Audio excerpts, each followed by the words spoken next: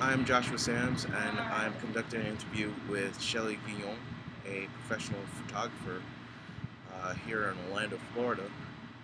And I am asking her a few questions about art history and some of her influences, some of her processes as far as a professional, and what we can discuss as far as, in a few words, some ways that the industry is going and how personally she feels about it.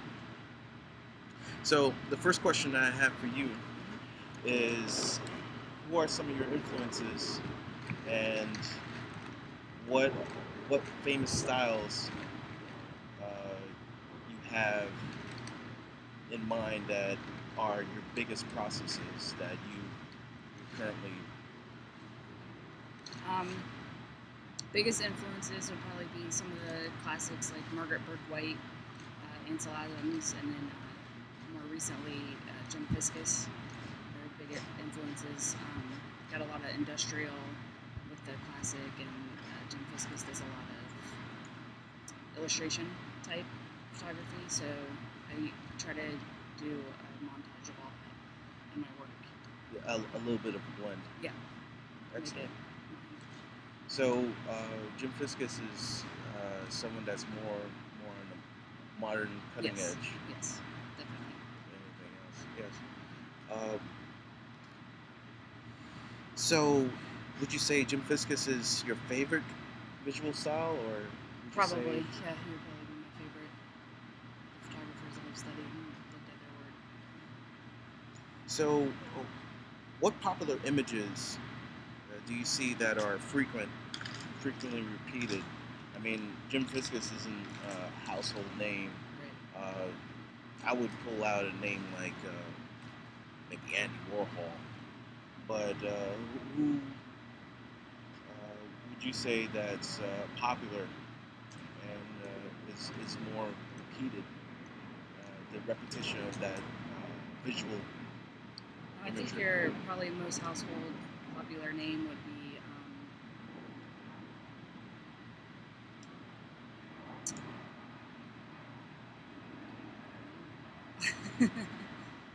I cut it. Annie Leibovitz. She's probably the most well known in the Annie photographer Leibovitz. world. Okay.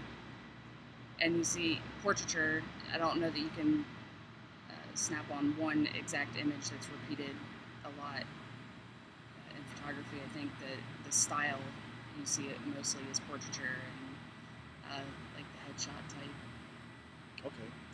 Well, I'm going to switch gears right now. Sure. And one of the questions I have is, what do you see as a role of visual artists in today's society? Um, it's definitely a growing field. So everything that you see now is based out of visual art, graphic design, photography, videography. Um, Everybody seems to have more of a response to the visual arts, so it's definitely your go-to in the advertisement industry,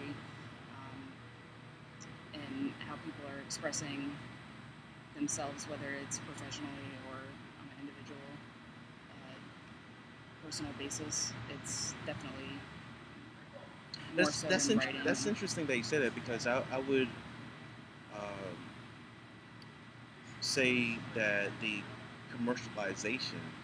I've seen visual imagery on bus, Mm-hmm. on the train, and then outside the bus, outside the Right. train, or it could be a DJ here in town, and they're just advertising themselves, Right.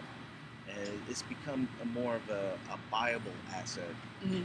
personally. So where are some of your takes on that?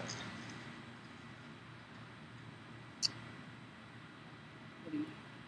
Well, I mean, it, has visual art sold its soul? Does it sell, or is it? Is it selling its soul Oh, when gotcha. it's so readily available? Well, the in thing is, I today's think you can society? put your art in anything. So if you got to make money being commercial, to fund your art and to support yourself. You don't want to be Pablo Picasso. Yeah, exactly. I mean, nobody wants to wait till they're dead to make it in the art industry, So it takes commercialization and to get your name out there, to get people to see your work, and So you see this as a good thing? yeah, I mean, it's a way that artists are starting to be able to fund what they do and make a living. You can put your artistic ability in anything and make it commercial. You can still appeal to the masses and still have a piece of you inside of it. What interests you, and then you do your the way I do it. I do my commercial stuff to sell, and that funds what I do artistically. What I And put up in galleries. and that's how you open out. Right. That's how you flesh everything out. Right. Very cool. Very cool. Well, I'd like to thank you for your time. My pleasure. I know it takes a lot to get you out here, but thank you so much.